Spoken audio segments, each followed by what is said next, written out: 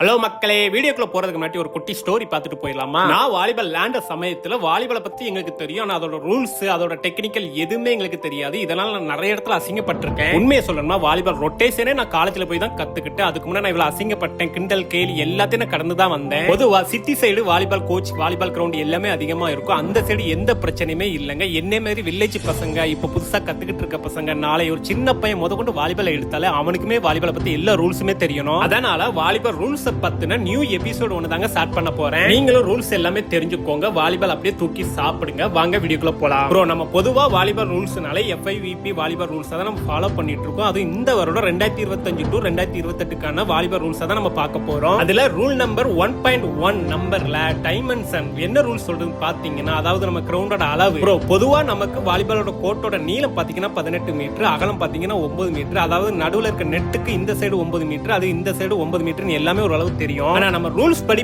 பார்த்தோம்னா நம்ம கோர்ட்டை சுத்தி பிளேயர் ஓடவும் பால் சேவ் பண்ணவும் கண்டிப்பா ப்ரீ சோன் இடம் நீங்க கொடுத்தே ஆகணும்னு சொல்றாங்க. நீங்க ஒரு வாலிபால் டோர்னமெண்ட் நடத்துறீங்கன்னு வச்சுக்கோங்களேன், சைடு லைன் இருக்குல்ல, அதுல நீங்க கண்டிப்பா ஒரு 5 மீட்டர் ஃப்ரீயா இடத்தை விட்டு வைக்கணும்னு சொல்றாங்க. அடுத்து எண்ட் லைன் சர்வீஸ் லைன் இருக்குல்ல, அதுல இருந்து பின்னாடி ஒரு 6.5 மீட்டர் நீங்க கண்டிப்பா இடம் கொடுத்தே ஆகணும்னு சொல்றாங்க. நீங்க ஓபன் கிரவுண்ட்ல மேட்ச் நடத்தினா ப்ராப்ளமே இல்லங்க. ஒருவேளை நீங்க இண்டோர்ல மேட்ச் நடத்துனீங்கன்னா கீழ இருந்து அந்த மேல இருக்க கூரையோட ஹைட் பாத்தீங்கன்னா 12.5 மீட்டர் குறைஞ்சது மேல இருக்கும்னு சொல்றாங்க. இந்த ரூல்ல பிளேயர் சைடுல ஓடி போய் பாலை எடுக்கிறதுக்கும் பின்னாடி ஜம்ப் கட்டி எந்த மாதிரி ஸ்டைலானாலும் ஒரு சர்வீஸ் அடிக்கிறதுக்காகவும், அடுத்து ஒருவேளை இண்டோர்ல நீங்க லாண்டிங்கன்னா மேல பால் டச் ஆகக்கூடாதுங்கிறதுக்காண்டி இந்த ரூல் எல்லாம் கொண்டு வந்திருக்காங்க. இதான் ப்ரோ நம்ம FIVP நம்பர் 1.1 ரூல்ஸ். எல்லாருக்குமே வாலிபால் விளையாட தெரியணும், எல்லாருக்குமே கண்டிப்பா ரூல்ஸ் தெரிஞ்சுக்கணும். அதான் இந்த சீரியஸோட ஏம். அதனால நாளைக்கு இன்னும் நியூ சீரியஸ்ல உங்களை சந்திக்கிறேன். தேங்க்யூ.